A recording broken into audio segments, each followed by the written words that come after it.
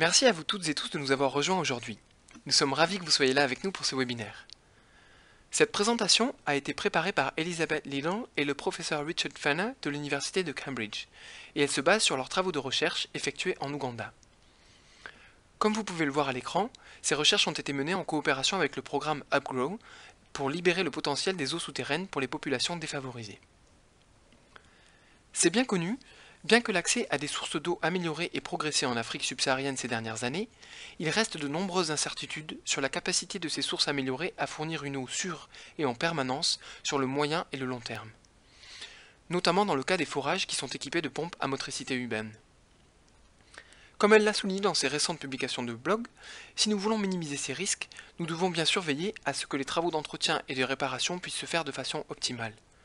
Mais avant toute chose, nous devons garantir la qualité de l'implantation et du processus de construction des forages.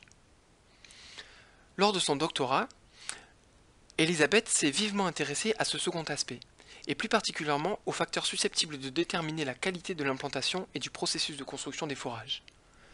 Elle a étudié ces processus en Ouganda. Elle cherchait à comprendre comment fonctionnent les entreprises privées, comment les maîtrises d'œuvre et les entreprises de forage sont sélectionnées pour l'attribution des marchés, et les types de contrats et le niveau de subvention qui étaient assurés par le gouvernement auprès des agences opérationnelles, des bureaux d'études et des entreprises de forage. Elle voulait savoir comment tous ces facteurs interagissaient et influençaient la qualité de l'implantation et du processus de construction des forages. Dans cette présentation, elle explique quelques-uns des principaux résultats de ses recherches et indique la façon dont chaque facteur impacte la qualité de l'implantation et du processus de construction des forages en Ouganda. L'objectif toutefois n'est pas seulement de présenter le cas de l'Ouganda. Il est aussi de susciter des discussions entre nous, d'abord sur l'importance de la qualité de l'implantation et du processus de construction des forages, et aussi sur la façon dont certains aspects, tels que le type de contrat, les processus de consultation et d'attribution de marché, l'accès aux données et la réglementation du secteur privé, peuvent impacter la mise en œuvre et la qualité de ce type de projet.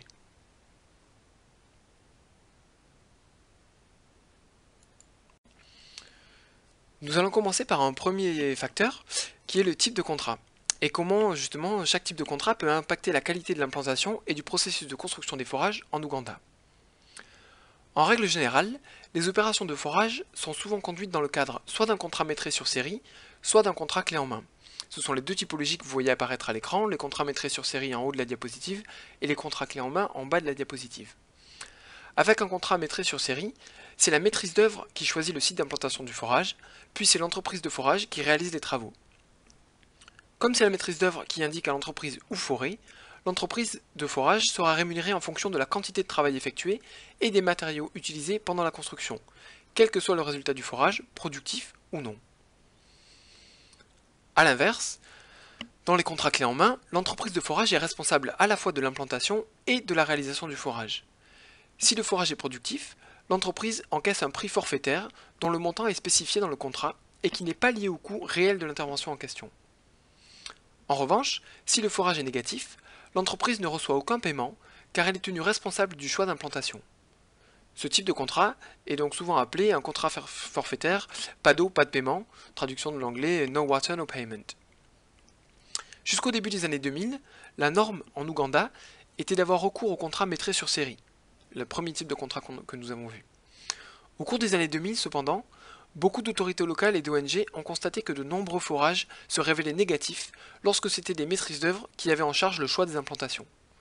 Les maîtrises d'œuvre étaient tenues responsables de ce fort taux d'échec, notamment car le marché était saturé par des maîtrises d'œuvre opportunistes dont le travail était médiocre.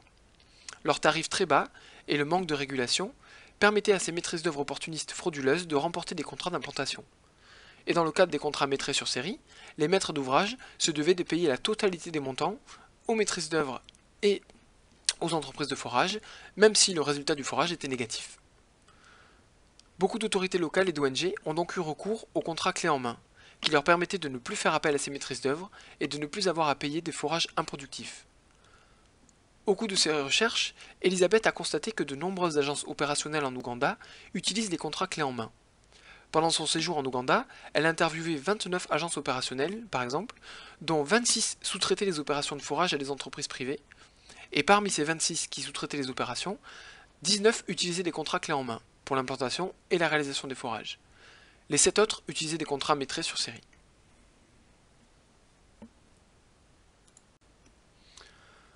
Les contrats clés en main ont largement simplifié les processus de consultation, d'attribution et de gestion des marchés et des contrats en Ouganda.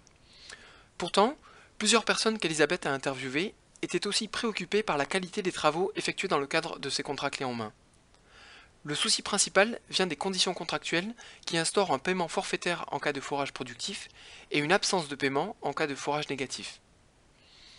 De ce fait, certaines entreprises de forage choisissent d'implanter les ouvrages dans des endroits où elles sont sûres de trouver de l'eau, dans des vallées, près des marais ou des rivières par exemple, afin de garantir le fait que leur prestation sera rémunérée. C'est le premier point que vous voyez à l'écran. Cela paraît raisonnable, mais ces endroits sont davantage susceptibles d'être affectés par la pollution, et leur accès est souvent difficile pendant la saison des pluies. D'autres rapports, et c'est le second point, établissaient que des entreprises de forage pratiquaient des économies de chantier, au détriment des ouvrages, afin de couvrir les coûts liés aux travaux improductifs qui ne leur étaient pas payés. Par exemple, en ayant recours à des matériaux de mauvaise qualité ou inadaptés à l'hydrogéologie du site, tels que des colonnes d'exor en fer galvanisé dans des zones d'eau souterraine acide, plutôt qu'en acier inoxydable ou en UPVC. Ou bien en s'arrêtant de creuser dès que l'eau est atteinte, sans aller plus avant. D'autres rapports mentionnaient que certaines entreprises de forage falsifiaient les données des tests de pompage, ou bien réduisaient la durée du test pour camoufler les sites qui étaient peu productifs et pour lesquels ils risquaient de ne pas être payés. Ce type d'économie de chantier pourrait être évité si les travaux faisaient l'objet d'une supervision sur site. Mais dans le cadre des contrats clés en main, une telle supervision à temps plein par un hydrogéologue qualifié restait rare, puisque les maîtrises d'œuvre étaient exclues de ce type de contrat. De plus, les entreprises de forage sont parfois contraintes de faire ces économies de chantier, car dans de nombreux cas, le prix forfaitaire versé en cas de forage productif est trop bas, les forfaits étant restés quasiment les mêmes au cours des 10 dernières années, alors que les coûts d'exécution ont fortement augmenté. Ce manque d'actualisation des prix planchers et des prix plafonds créait des difficultés financières pour les entreprises de forage dans le cadre de leur candidature pour les marchés. Ces problèmes de qualité ont conduit le ministère de l'Eau et de l'Environnement à publier en janvier 2017 une directive qui déconseille l'utilisation de contrats clés en main. Toutefois, lorsqu'Elisabeth a fait cette étude sur le terrain, quelques mois après la publication de la directive, la majorité des agences opérationnelles qu'elle a interviewées utilisaient toujours des contrats clés en main.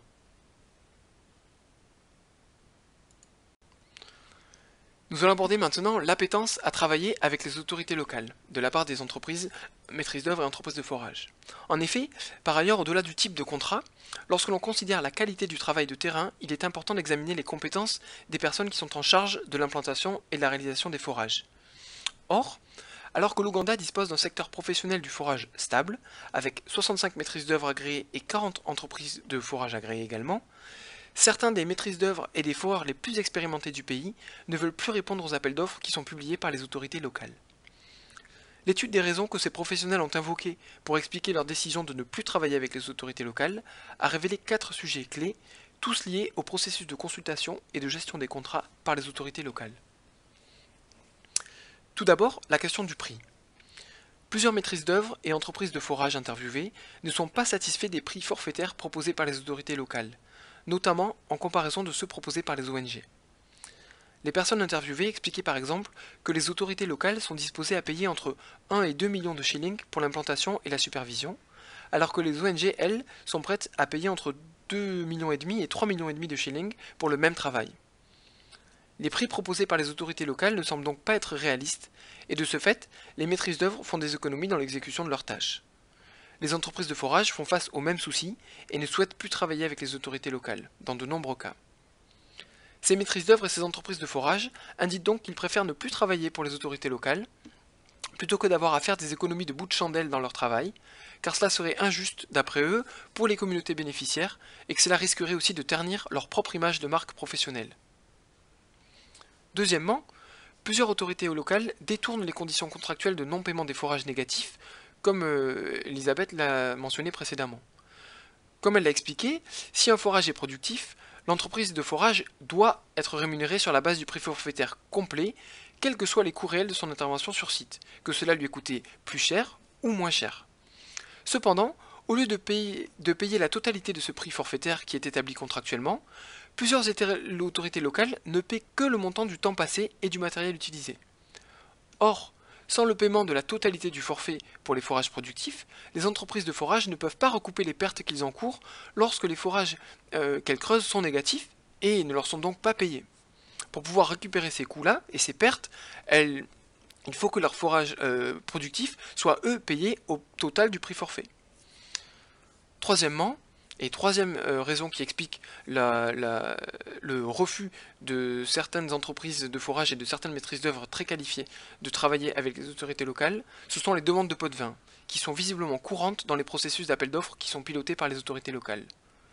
Quand un pot de vin doit être payé, les maîtrises d'œuvre et les entreprises de forage ont du mal à justifier ce coût supplémentaire. S'ils l'absorbent dans leur offre, cette dernière sera trop chère et ils ne remporteront pas le contrat. Si au contraire ils ne l'intègrent pas dans leur offre, ils vont devoir répercuter ce coût à un moment ou à un autre, souvent en faisant des économies sur le chantier, bien que comme elle l'a dit, la plupart des maîtrises d'œuvre et des entreprises de forage ne souhaitent pas avoir à réduire la qualité de leur travail, pour ne pas impacter les communautés et pour préserver leur réputation. Enfin, il est apparemment compliqué de recevoir de la part des autorités locales le paiement complet des travaux effectués.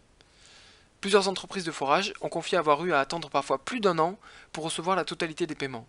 Cela crée des difficultés pour les entreprises dans la gestion de leur trésorerie. Il est bien plus simple de travailler pour des ONG, qui sont elles réputées pour régler les factures en temps et en heure. Ce qu'Elisabeth a trouvé intéressant pendant ses recherches, c'est que quelques autorités locales commencent désormais à se rendre compte que certaines maîtrises d'œuvre et entreprises de forage ne répondent plus à leurs appels d'offres, et que donc ces autorités locales commencent à s'inquiéter de la qualité du travail qui est fourni par les personnes qui continuent à répondre à leurs consultations. Par exemple, le chargé de mission eau d'une autorité locale rapportait qu'ils avaient perdu le contact avec quelques entreprises de forage excellentes ces dernières années, car les entreprises sérieuses préféraient travailler pour des ONG qui sont plus transparentes et paient un juste prix pour leurs prestations. Il a ajouté qu'en tant que technicien, il préférerait continuer à faire appel à ces entreprises de forage plus expérimentées, mais qu'il est difficile de s'aligner sur les prix proposés par les ONG, car ils ne veulent pas que les autorités locales dépensent trop.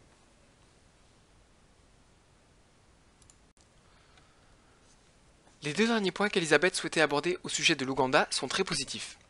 Le premier porte sur les données relatives aux eaux souterraines. Comme beaucoup d'entre vous le savent, avoir accès à des données fiables et précises sur les eaux souterraines est très avantageux pour l'implantation et la conception des forages, et donc en conséquence pour la qualité globale de chaque point d'eau. Des progrès significatifs ont été réalisés ces dernières années pour développer l'accès aux données détaillées des eaux souterraines en Ouganda. Cela a commencé en 2000, quand le Directorate of Water Resources and Management, en français la Direction des ressources et de la gestion de l'eau, et du coup j'utiliserai le sigle DWRM dorénavant, s'est lancé dans un projet de cartographie des ressources en eau au niveau national. À partir des données collectées dans les rapports de réalisation des forages que les entreprises doivent soumettre chaque trimestre, le DWRM a élaboré une série de cartes pour chaque district.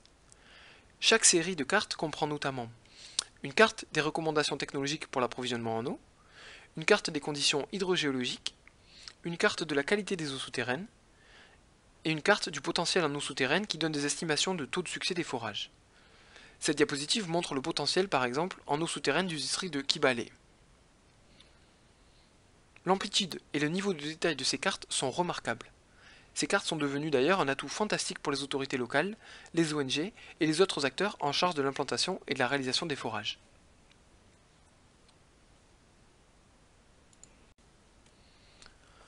Enfin, et c'est le deuxième point très positif que l'on peut retenir de la situation en Ouganda et des efforts qui ont été menés en Ouganda, c'est qu'en complément des efforts de cartographie, et pour améliorer la qualité opérationnelle des travaux, le DWRM s'est également clairement engagé en faveur de la réglementation du secteur privé.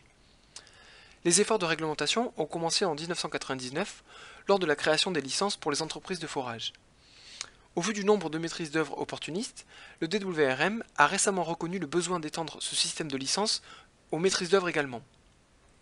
Avant l'extension de ce système, les équipes d'évaluation des offres au sein des agences opérationnelles n'avaient aucun moyen de savoir si les maîtrises d'œuvre qui candidataient pour les missions d'implantation et de supervision étaient véritablement qualifiées, ou bien s'ils avaient falsifié leurs documents.